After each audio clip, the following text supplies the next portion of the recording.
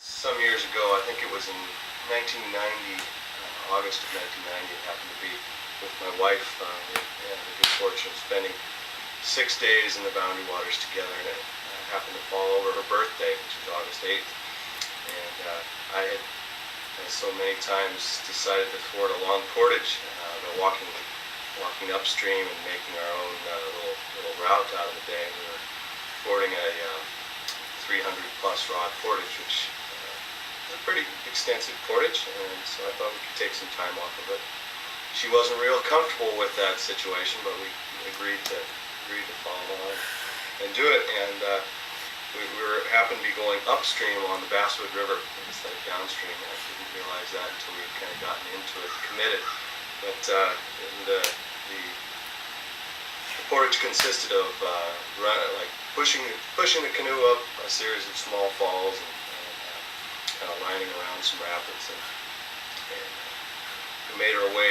At some points had to take bags out of the canoe and fishing rods and whatever else miscellaneous gear that we had, and make our own paths through the woods, which proved to be pretty tough. As you know, if you spent some time in the Boundary Waters, it's pretty thick forest.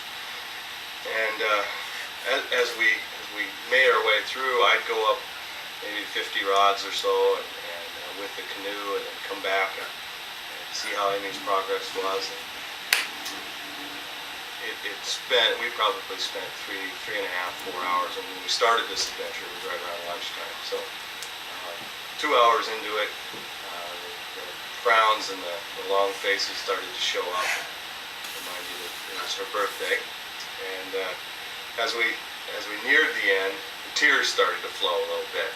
And when I'd come back and I'd reassure and try and say, "Come on, honey, this is a good day, and any day in the Boundary Waters is a good day, no matter what the adversity or intimacy it is." And as we showed up toward the headwaters where the river begins from a larger body of water, they just finished, kind of had come out into the opening. There was a lot of relief, and we kind of soothing wounds in the water kind of scratched up, and so on and so forth. And we were just sitting silently and just kind of soaking it all in as we rested before we make our way out into the big water and find a campsite. And it just seemed like, oh man, we might have wasted a whole bunch of time. And all of a sudden, we started to hear some ruckus and racket coming from what looked like an old overgrown beaver lodge off to the side of this little nook where we were sitting. And we started hearing this little chattering sounds, and sure enough, the grass was moving, and we both were keenly interested in what was going on there. And all of a sudden, some otters started showing up and moving around and frolicking, literally playing with one another on top of the beaver lodge and around. And they didn't know we were there at first, and then we started moving around, and then they realized we were there, and didn't seem fearful or intimidated by our presence at all. And we couldn't have been more than 30 yards away from them. We were pretty close to them, so we could watch them. So we decided it was time to move on, and we had some we kind of felt like that was a neat way to end that trying experience. And as we loaded the canoe, the otters kind of really watched us. We made a few more noises as we were putting things in. We got in the boat and kind of eased our way over closer, and we were able to get a couple of photographs, which is really neat, and we still have. And the bay was sort of a long, narrow bay, and as we paddled, we weren't in any hurry. We knew that we were going to find a campsite. The sun was starting to set. It was really quite peaceful. And as we paddled, we continued to look back and watch the otters, and it was just amazing. The three of them, it was as if they were escorting us out of the bay and kind of saying farewell. Three, and if you've ever watched otters swim, it's like a periscope. Their head sticks up, and they just kind of move along this way. And all three were right next to one another, kind of swimming along. And we paddled real slow. We weren't in a hurry because we were just marveling at this experience, and not sure why it was happening, but we were happy by it nonetheless. And as we just about turned around the corner, we looked back, and there was a big sloping piece of granite, a rock of some sort that was there, and the otters all climbed up on that, and 3 of them sat. The 3 otters that were watching us sat and just kind of, it was like they were just watching it.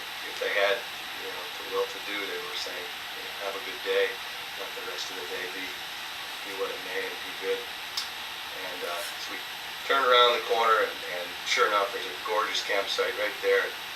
We had everything kind of all laid out inside. Amy decided we put up the tent as we do. We kind of get everything dialed in first, and then worry about dinner after that. And she said, "I'm going to go get some rest." And went in and took a rest. And right about dusk, when the mosquitoes start to really come out, I had packed a brownie mix in our packing of food, and thought, I'm going to surprise her, making a little cake, brownie, quasi-cake kind of thing.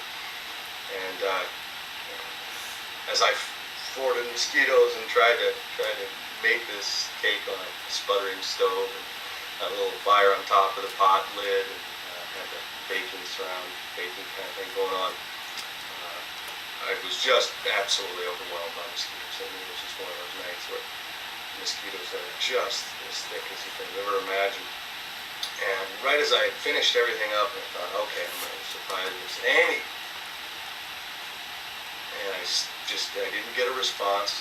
"Amy!" No response. I thought, okay, I'll just start singing Happy Birthday. And as I cracked into Happy Birthday, I just started singing the little birthday ditty as I walked over, and I got to the vestibule of the tent, thought I heard something, stopped singing, and sure enough, there was she snoring away, and so the birthday adventure kind of ended in that way. But that was a story that sticks in my memory quite well, as a situation where the Boundary Waters is a magical place in a lot of different ways, and I think it was just a story that was fond for me. I have fond memories about it.